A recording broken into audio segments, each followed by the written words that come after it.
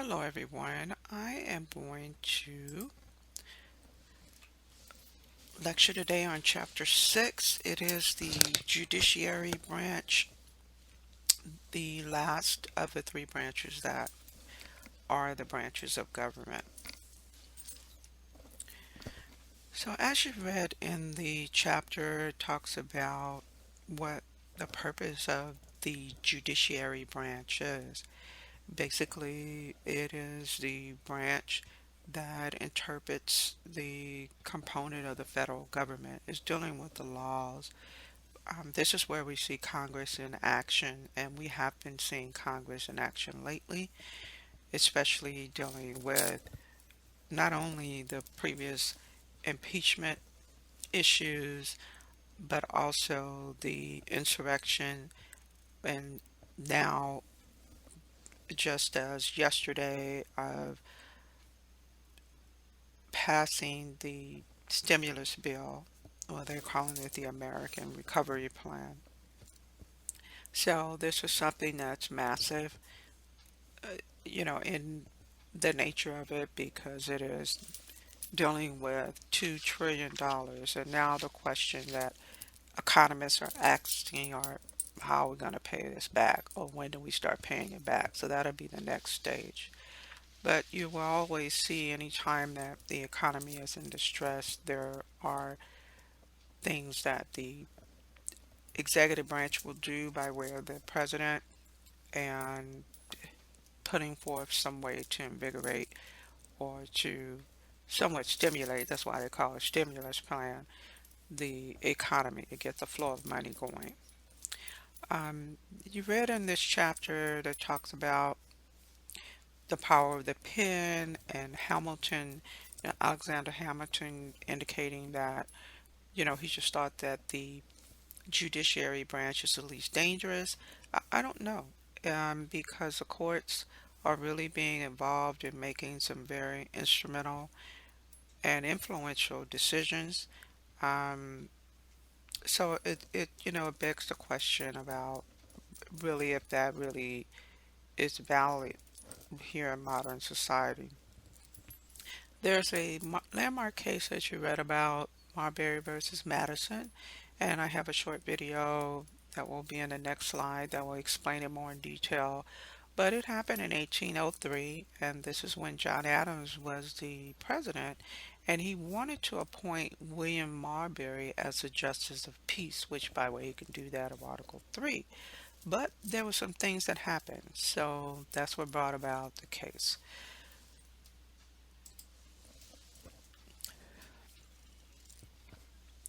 So here, this video will talk about what happened. Some scholars have called it the most important case in the history of the Supreme Court. What started out as a minor matter about federal jobs turned into a legal decision that resonates to this day. You want legal drama? You got it. This is the story of Marbury versus Madison. In 1800, Thomas Jefferson defeated John Adams in the presidential election. Just before he left office, Adams appointed a bunch of judges from his Federalist Party to the District of Columbia courts. These appointments were approved by the Senate and signed by the President. Great. But there was a holdup. The last step before these judges could take office was a commission, a formal piece of paper that said essentially, this is their job and these guys are good to go. These commissions hadn't been delivered yet, which meant the judges couldn't start their jobs yet. And when President Jefferson took office in March of 1801, he said, not so fast on those commissions. He had his Secretary of State, James Madison, keep them from being delivered. One of those prospective judges was named William Marbury, a Federalist Party member from Maryland. Marbury said, no fair, I want my judge job, and he brought the case to the Supreme Court. Marbury wanted the court to issue a writ of mandamus. That's legalese for court work. Marbury wanted the court to order Madison to show why he couldn't get his commission.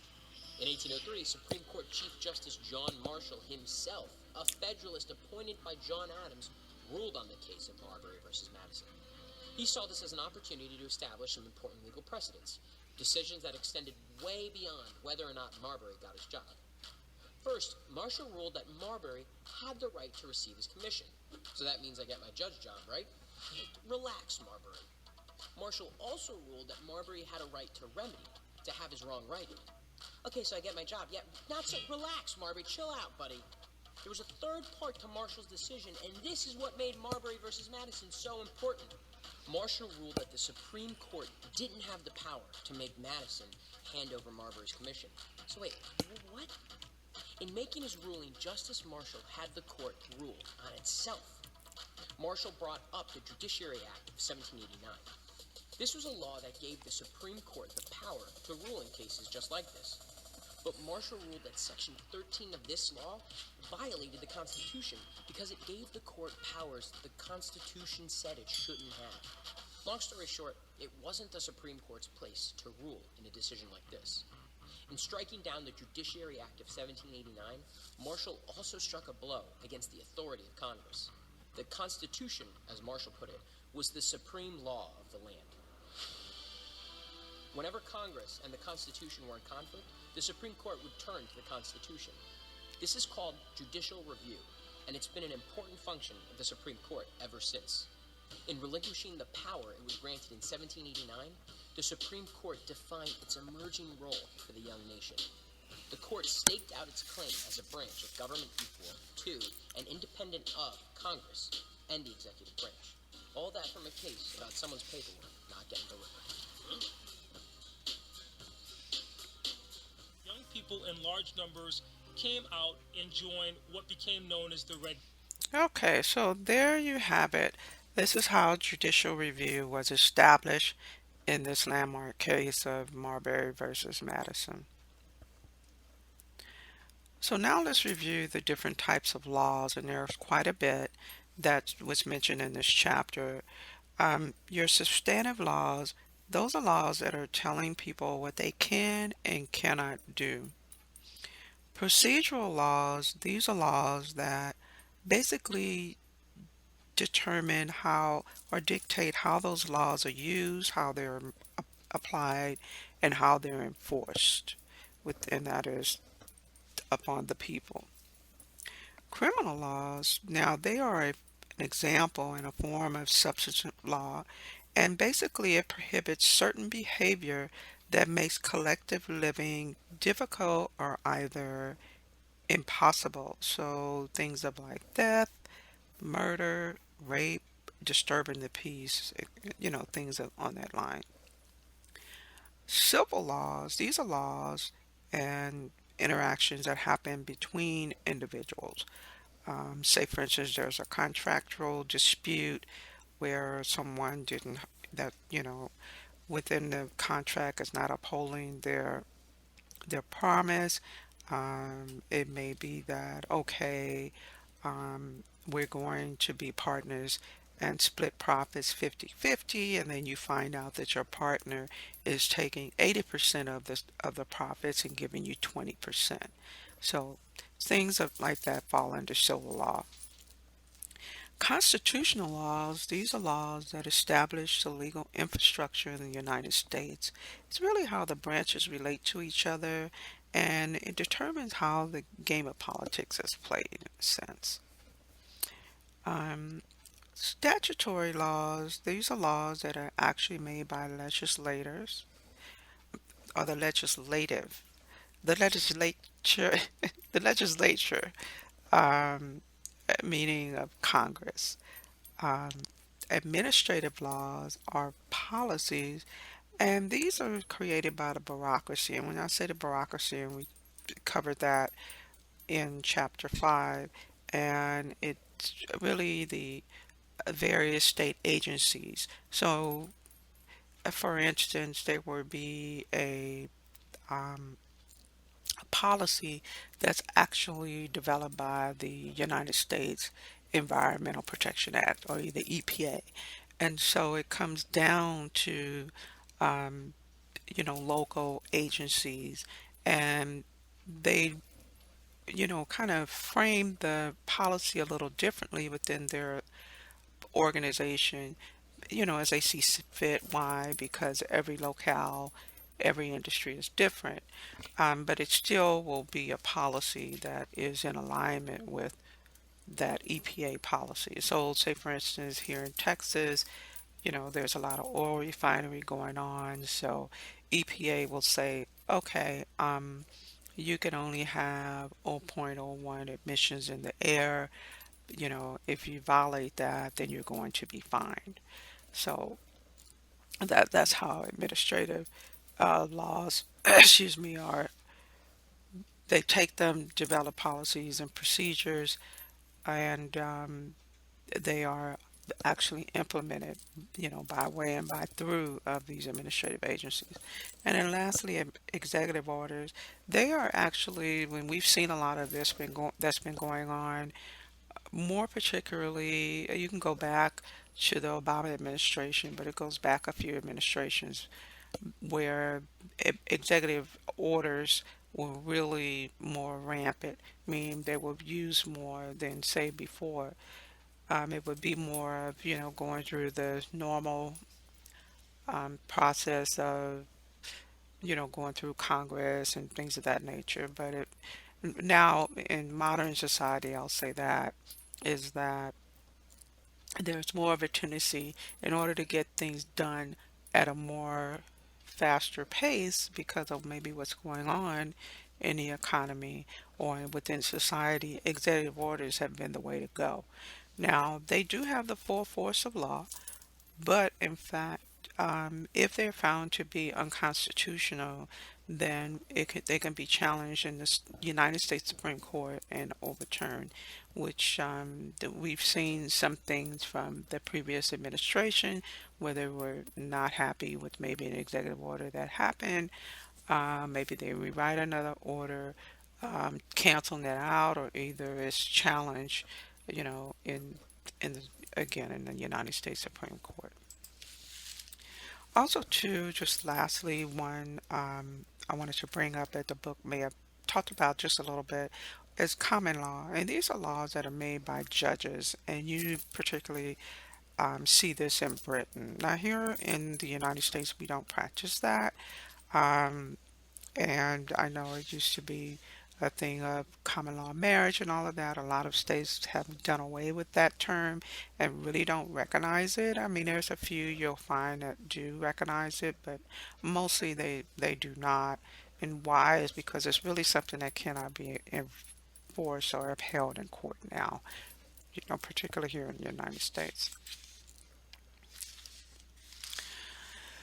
So, moving on to the American legal system, our system is made up of, it's all common law. Well, our system is common law, adversarial, and litigious, meaning that we're in court and we are, you know, duking it out, if you will, to try to come up to some type of resolution when there's a dispute. Um, so in the book, it talked about that there's common law tradition, which again, judges are developing and creating these laws, versus the civil law tradition, meaning it's the legislature that's actually developing these laws. There's also the system of adversarial, and which is dealing with fairness, versus the inquisitorial system, which is where you really want to find out the truth, in a dispute. And then again, um, lit- litigious system, and this is basically where you are settling in court. So the question here is, so which system do you think that the United States use? Do they use a common law tradition? Do they use a civil law tradition? Adversarial system? Is it inquisitorial or is it litigious? So you may find that there are different, um, well, you may really find when you're looking at this, there might be a little bit of more than one. And so what the answer is that we have an adversarial system that is all about fairness.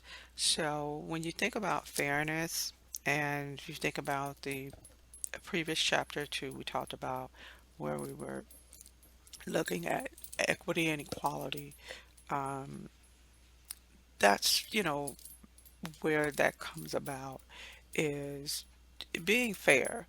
When there's a legal dispute, it's all about making that person that got hurt in that dispute whole, meaning putting you back to where you were before this accident or dispute happened. So you would still think like, oh, we should be wanting to find out the truth, but is the truth gonna be where it makes it where it's fair? So that's it may be the little stickler or constraint there. I just want to talk about the adversarial system of justice, which is what we do utilize here in the United States. We do have um, these different components when it comes to civil litigation, and litigation again is duking it out in court.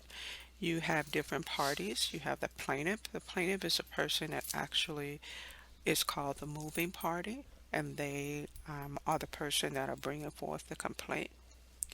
You have a complaint, which is actually a document that is developed and filled out by the person that got harmed. And they're saying, hey, on this date, approximately at this time, so and so did this, or they hit my car, and um, and then they spun me around and I lost control. And because of that, I had to go to the emergency room and I incurred all these costs. And then I lost time off of work and I wasn't able to get paid. And, it just goes on and on. The defendant is the person that's actually being sued. And so when they get the complaint, they have several options. Usually in a civil case, you have about 30 days to respond to the complaint, which is served. Most complaints are served if they're done properly. They should be served, personally served, meaning that someone comes, knocks on your door, comes to your job, unfortunately, and they serve you with the complaint. Sometimes you may receive something in the mail, but it's kind of hard to fight, meaning the plaintiff fighting, when you mail something because all you have is a proof of service and you have to do a certified mail. But people have an option, they can refuse it. It's all kind of things. So it's always best to get a process server, and it's more so the best of just getting a process server. Just have a sheriff or here constables, someone in law enforcement to serve the person because it makes your case easier if, say, for instance, that person is trying to escape their responsibility. Um, so once you get unfortunately, if you're the defendant in a action and you get this complaint, you formulate your answer. There is a form called an answer. You can just say, okay, yeah, I did it, or or you can dispute facts about what actually is stated in a complaint. You can do a demur and, say, hey, that I wasn't served properly. You served my 16-year-old niece where, that person has to be 18. It could be that, well, you, you didn't, no, I just want to move for a motion to vacate, to just get it, out of here. It's just a lot of options that you can take, when it comes to these cases. Then after the defendant has provided and filed their answer with the court, then usually, and it depends on how far backlog the court is, you'll get a court date, say that might be 45 days out or what have you, and it depends on the type of case it is.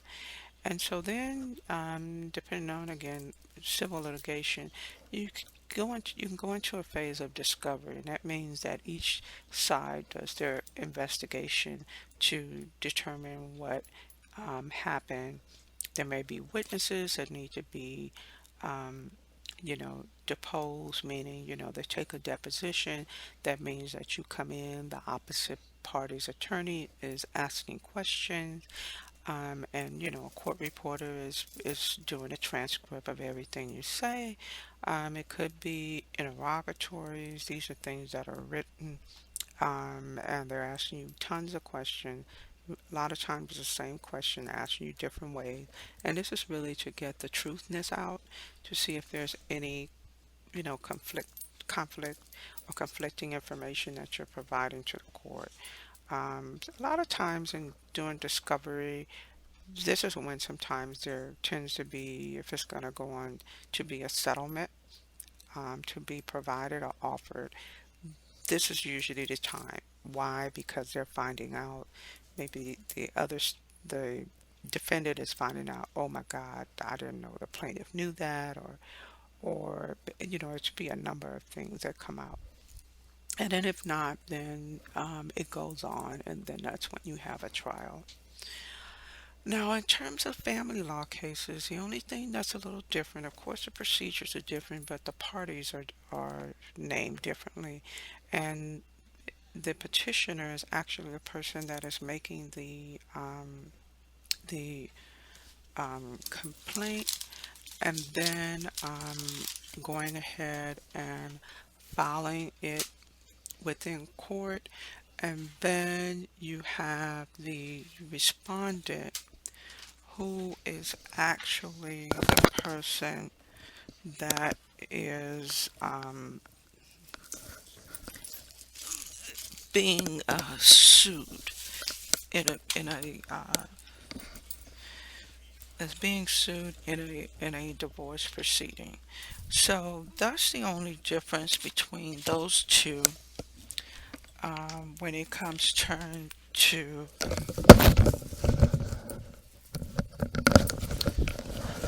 excuse me, my headset fell off. Um, those the only main differences when it comes to naming who who are the identifying parties in a particular case.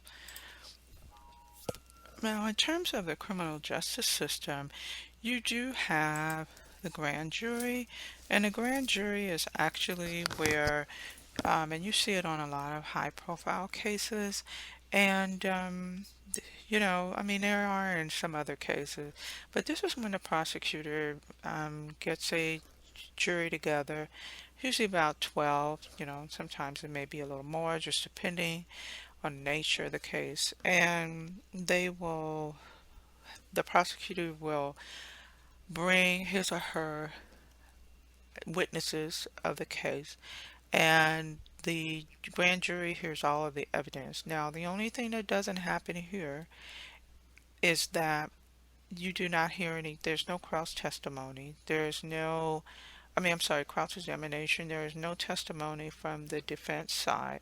You're only hearing the testimony of the um, prosecutor. Why? Is because the prosecutor has not officially put forth any type of charges toward the offender or alleged offender here. And so what happens is that they're trying to look and see, with the evidence that he or she has, if it's enough to make it stick. So they present the evidence, the testimony, you hear the testimony to this panel of jurors. And now the difference too in a grand jury is that the jurors can actually ask questions of the witnesses. They can actually go out and investigate a little bit more um, freely than so in a regular jury.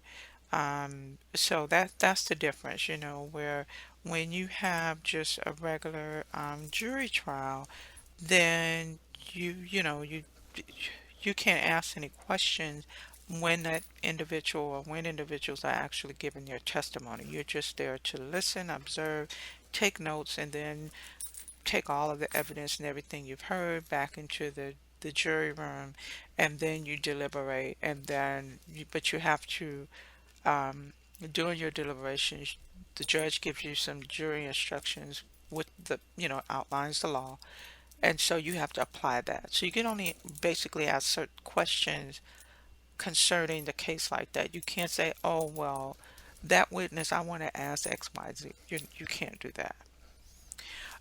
So when the grand jury decides that, hey, okay, there's enough evidence, what they do is what comes forth is an indictment or a true bill. And so that means that there's enough evidence, the prosecution can go forth, and then they will charge the individual. Now, sometimes, especially in the criminal justice system or in criminal cases, you also will see that there are plea bargains. Plea bargains, sometimes some people may say, hey, I don't like plea bargains. I think it's just unfair, it's unjust. But, sometimes a plea bargain may be the best thing that you make an offer at that time. It may be that maybe, and I mean, the prosecution's not going to say this, but it could be that, well, they see that maybe their case is a little weaker than they thought as it's, playing out and the testimony is coming forth, and they're seeing how um, maybe they thought that the jurors were going to really, side with their testimony or their witnesses, and then they find out that, oh my goodness, they're being more sympathetic toward the defendant. So that means that this person may get acquitted, or those sorts of things come up. Also, too, a plea bargain may be that you see them in a lot of low-level felonies or misdemeanors, and it may be that, well, hey, you seem like you never had, look, you don't have a criminal record, and seems that you just made a mistake, or it's just in the wrong place at the wrong time, and so instead of you going to jail, unfortunately, say for a year, they'll say, hey, we'll give you 2 years of probation, um, suspend your sentence, you check in with your probation officer, once a month, you pay this fine, that kind of thing, and then, it won't be a felony, we'll make it a misdemeanor. So, as far as criminal records, it's better to have a misdemeanor than a felony. So that's, kind of like when, a plea bargains may come about. Okay, moving on to equality in the criminal justice system. Well, here we know in the United States, and it's really unfortunately nothing new, that there is an inequality in the criminal justice system. And this is something currently that the United States as a whole is really trying to get a handle on it. You're hearing words thrown around. We're hearing the text that talked about racial profiling, but now it's more systemic racism, and just injustice and all of these isms, racism and sexism. I mean, it's just a lot of things just going on. And being in the midst of the pandemic, and because most of us were at home, whether you're working from home or going to school, everybody has more time to look at the news. We're not out doing just that of doing a lot of moving around. So I think it just kind of made things come more to a head.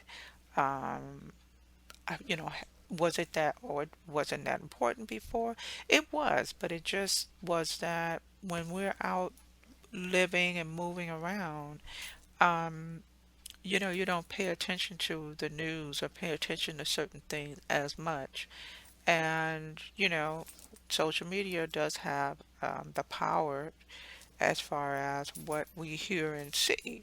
So it's just that, when the unfortunate, killing of George Floyd, that just really like just, as I say, put the icing on the cake for racism, and police brutality, um, and things that, again, we've heard for many years. So I just wanted to show you. I got a couple of videos that talks about racial profiling, and I mean, it all goes around about and what was going on. Um, was that young men were like profiled by the police because they live in high crime areas, or they have this mental image, what a criminal, really looks like to a police officer. And what happens is this pressure causes them just to respond too quickly, or respond in the worst way, which is ending someone's life. So, this is a short video, and it's talked about in the text. It talked about, it's coming up next, about Emmett Till, I'm sorry, and just of how that case comes about and came back up, especially during this time of racial inequality, and in the Black Lives Matter movement. I just want to share this with you.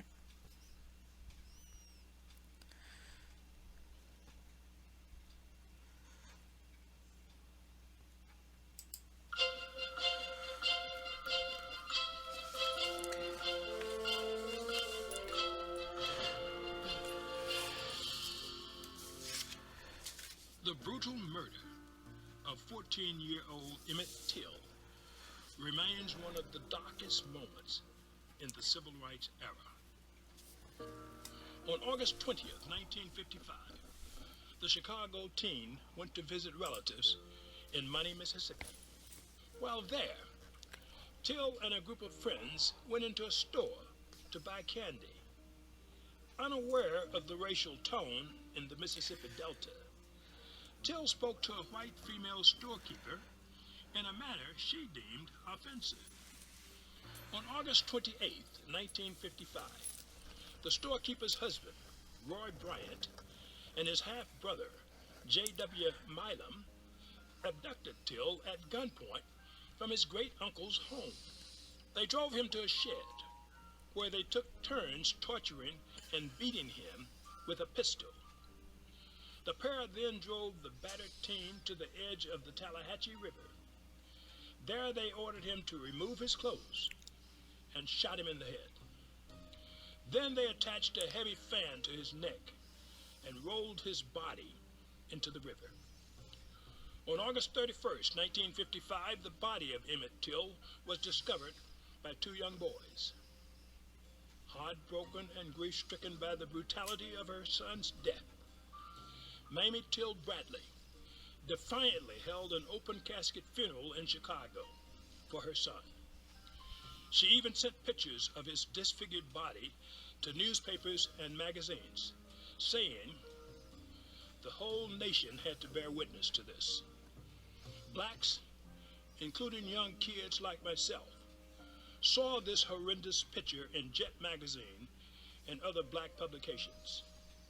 In September 1955, Bryant and Milam were indicted for Emmett Till's murder. During the three-day trial, prosecutors presented testimony from Till's great-uncle and Willie Reed, an African-American sharecropper who overheard Bryant and Milam torturing Till. On September 23, 1955, after deliberating for just over 1 hour, the all-white male jury found the defendants not guilty. 7 years after their acquittal, one juror admitted during an interview that most of the jurors believed Bryant and Milam were guilty, but acquitted them because the mandatory punishment of life in prison or death seemed too harsh to impose on white men for killing a black boy.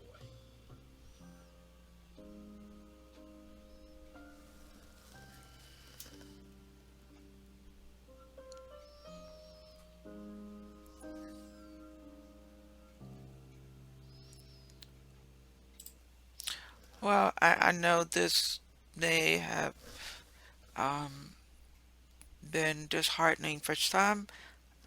It affects me every time that I see it.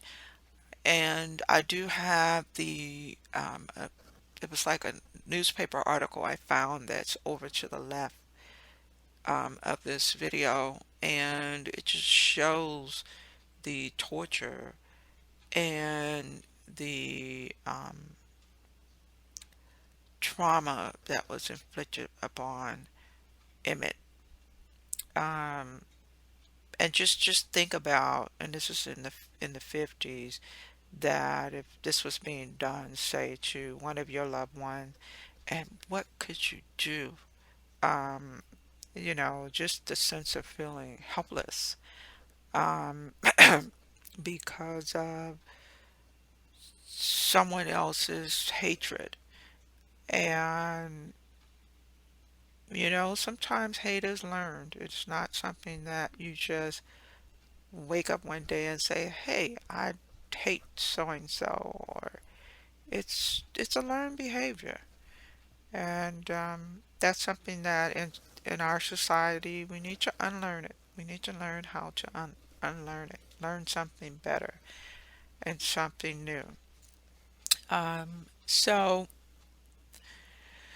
that is the story of Emmett Till. So if you hear that name thrown around or it comes up in different discussions, within the social media or dealing with anything that's dealing with inequality, then you'll really be familiar with the story.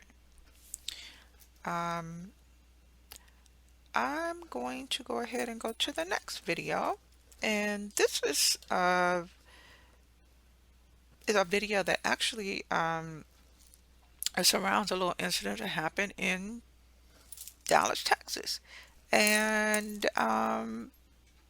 it's just kind of like food for thought. What do you think?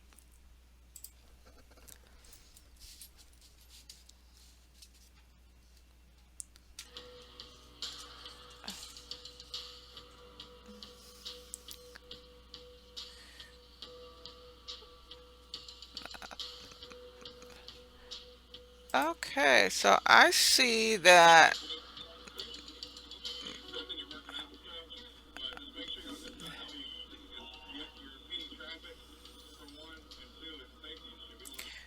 It is not working, so I'm gonna have to go on. Sorry about that. Any day now, a Just grand another jury one. in Missouri is expected to return a finding in the shooting death of Michael Brown in Ferguson this past summer. Today, audio tapes emerged of police radio calls in the moments just before the shooting. Vicente Arenas is there. Okay, we're taking a stealing in progress from 9101 West Florissant. Subject may be leaving the business at this time. What you're hearing is a radio call between a Ferguson police dispatcher and officers following a convenience store robbery on August 9th. The recordings were obtained by the St. Louis Post Dispatch. Just after 11:53 a.m., a description of a suspect is given. It's going to be a black male in a white t-shirt. He's running toward Quick Trip. He took a whole box of Swisher cigars. 4 minutes later, more details. He's with another male. He's got a red Cardinals hat, white t-shirt, yellow socks, and khaki shorts. Police were told the two men, who were later identified as Brown and a friend, Dorian Johnson, had left the store. At noon, Officer Darren Wilson joins the hunt. Yes, Amy. At 12:02, Wilson spots Brown and Johnson in the middle of the street and asks for backup. Moments later, a scuffle reportedly broke out between Brown and Wilson. Shots were fired, and Brown went down. According to the St. Louis Post-Dispatch, the encounter lasted less than 90 seconds. A backup officer then arrived. Get us several more units over here. There's going to be a problem. 2 hours after the shooting, Wilson can be seen leaving the Ferguson Police Department for the hospital. This video was also acquired by the same newspaper. Benjamin Crump is an attorney for Michael Brown's family. We certainly have suspicions about what injuries he suffered, and did they try to exaggerate his injuries? A grand jury still hasn't decided whether it'll indict the officer who killed Brown. A decision is expected within the next couple of weeks. Meantime, schools have been told they'll get a warning when a decision is made. 3 hours if it happens during the week, 24 on a weekend. Jim? Vicente Reyes covering for us tonight in Ferguson, Missouri. Vicente, thank you. Okay, and as we know, that case, there were no charges. Also, to the injuries that were um, alleged by Officer Wilson, those were really not substantiated. So it was just a lot of confusion, if you will, going on with this case, and it leaves a lot to wonder. It leaves a lot of questions, and so that's why I put the title of racial profiling with a question mark. So again, we have a long way to go in terms of, I'll say, how the police and individuals interact with each other. And it's not uh, just the average citizen, but it's also those that may be suffering from mental health condition because they've also lost their lives as well in an unfortunate sense. And that issue there, when you're dealing with mental health, is not just a black and white issue either. So again, these are things that really need some reform in the most positive fashion. Okay, and I apologize for that technical difficulties. You saw the message in yellow came up. Okay, so moving on. So the Constitution, Congress, and the dual court system. So here, our legal system is a little confusing, but it shouldn't be because the Constitution says it all. In Article 3, Section 1, it says we have one Supreme Court. That means that is the rule of the land. They meaning that that law is supreme. No other court, once they speak, that's it. Their ruling stands. There is nowhere else to go. And then lower courts, they are established by Congress. So at any time, say for instance, if it's a new community that happens to be built, or some state or something is expanding, or if we ever get to that part, or maybe it's just a influx of population in a certain area, a new community, and say for instance, there's a court but it's just too far away, for someone to adequately get to, then they will, develop and create a court to handle that particular jurisdiction. But again, it can only be done by Congress. And then the judges of the federal court, that's also something that is um, managed by way through the Constitution. So let's look at how our court system is actually developed. Well, for this, and this is where it talks about that dual court system because we have courts on the state level and then we have courts on the federal level. So for the courts on the state level, there are trial courts. And these are the lower level courts, that's even like, sometimes municipal courts come into that, and these superior courts, um, justice of the peace. I mean, depending on what state that you're talking about, it's gonna vary as far as what they call them. But they are the lower level courts, the trial level courts. Then you have what's up above that is the state trial courts, and they have a specific jurisdiction, meaning how much money a particular case, and these are in civil cases, can actually sue for, say like in the trial courts and in small claim courts and all that. They usually, some go to 5,000, some go to 10,000, and then if your case is dealing with more than 10,000, then you have to go up to the state trial court level. Then you have the appellate courts, and it's in 39 states, so may be surprised that every state doesn't have an appellate court. And then there are Supreme Courts in 47 states. So the majority of the states, they do have the lower level courts, the state trial courts, which are with the second highest, and then they have the Supreme Court. So the way that you can appeal, say for instance, if a particular state does not have an appellate court, you would just go and appeal in the Supreme Court on that level.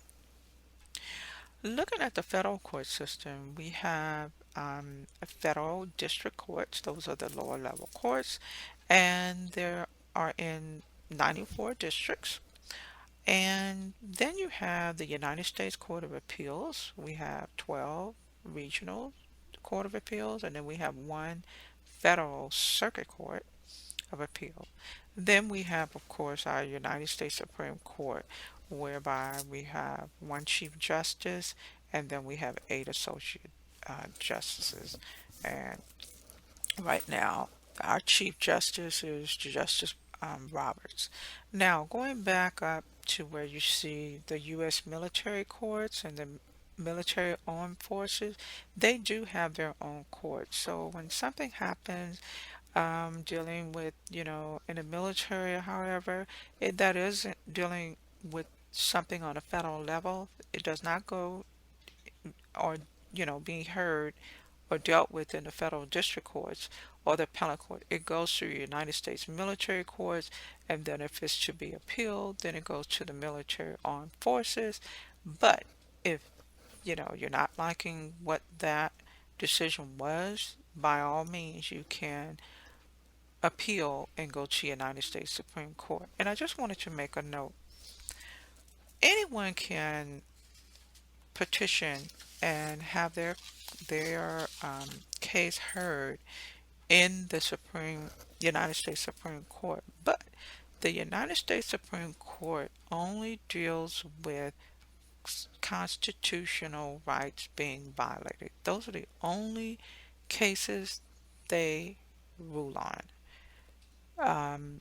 Now, the whole matter of it is that even though you will petition to the United States Supreme Court, it doesn't mean that it's going to be heard, even though it's dealing with a constitutional, you know, rights violation. Why? Because they can only see so many cases within their, you know, when they're in session. And to let you know too, they only take 1% of those cases that are presented to them a year and heard. They say 3%, but it's really, well, I'll say between 1 and 3%. 3% is on the high end. So that just lets you think like, wow, that's a lot of cases that are being turned away. So here the book it talked about a little bit of how the founding fathers, they wanted the court to really be out of politics. And one of the ways that they kind of reflect that is that our Supreme Court justices are not elected. They are in fact appointed. But you have to think about it. There is a little bit of politics in there. Why? Because the president that is actually appointing the justices, they are appointing individuals that are affiliated with their political party. So, for instance, when former President Trump had appointed the the justices that he did, the last one was when, unfortunately Judge Ruth Ginsburg had passed. That was a seat that needed to be filled. Um, it was someone that is affiliated with being a Republican. So the thing is, and that's where they talk about, oh, the conservativeness, and oh, we don't. And I'm going to show you the justices in a little bit. The only person that I don't have is the latest Judge Bart. That's the only one that's not there. Um, But you still they still hold these ideologies still.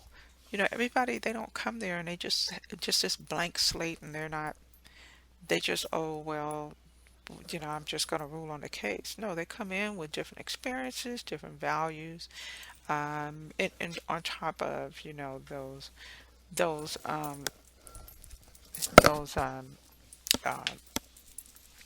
their political values. So now, here are the different ways that the Constitution is actually looked at. They're either look at the Constitution as a living document, or basically they look at it, and when I say they, I'm talking about the justices, or they just look at it literally and say, hey, this is what it says, and this is what it means. Um, and then when I was talking about the politics of making a decision, again, they file a writ, and that's how they can, or the attorneys are asking, or individuals are asking for their case to be heard, and again, it is 1% of the cases that come about, and then just a couple other terms that I was just pointing out from the reading. They're just talking about the briefs, and these are the documents that the attorneys have to write and file with the court when their case is being heard or they're hoping it will be heard. Um, and they only had 3 minutes to argue, before Supreme Court. So that's not a lot of time. It's just like in, the United States House of Representatives. They just only have 3 minutes to argue their point. So it makes it where you have to be very, very concise. You really have to hone in on what your main point, what you want to get across, and then make sure that you have it backed up in the documents that you're providing, so that it can hopefully be ruled on in your favor. Solicitor General, that's the individual, the attorney who actually argues before the court when the United States is actually a part of that lawsuit. And then rulings. The way that the justices bring forth their ruling, they write opinions. So it's either a majority opinion, and that is basically the main person or the justice is actually in charge of ruling over the case. And then you have concurrent opinions. That could be that other justices may say, okay, yeah, I concur, meaning I agree with the majority opinion of what was how it was ruled on this. So it could be you have 9 justices. Okay, it might be 5 to 4. So you say, oh yeah, I concur with the majority. And then sometimes you have dissenting opinions, and that means that they don't agree, and then they'll usually write why they don't agree with the majority opinion, or they might write that okay, well, I concur with this part, but I just, disagree with this part. So, that's what happens, on these opinions that, they write when a case is resolved. And they do opinions on all of them. So, here is a picture of the United States Supreme Court Justice. I have to go back and look to see if they have something like this. I thought this was great. With last um, the last justice, I probably, if not, I'm just gonna have to add her picture individually myself. But as we know, Ginsburg is unfortunately she passed away, and so she's been replaced by Barrett, and everyone probably saw a little bit of that because it was very controversial. They thought it was too rushed and it was untimely, and so that it still did not stop the confirmation going through. Um, so the previous justices I was saying of who in the previous administration, the Trump administration had appointed or nominated was Gorsuch, who you see as a conservative bloc, and then also Kavanaugh of the conservative bloc, and then Barrett. So, um, what I do want to note is that Gorsuch and Kavanaugh are the two youngest. They are 52, 55. I don't know about Barrett. Again, I have to do a little research on her. Everyone else, oh, and Kagan is 59. But everyone else is in their, late 60s, early 70s. Breyer here is 81. So it just lets you know, I mean, it is a lifetime appointment, and they usually do not leave the bench until, unfortunately, they're um, incapacitated by way of, their health or either their demise. So this concludes Chapter 6 on the judicial branch. Take care.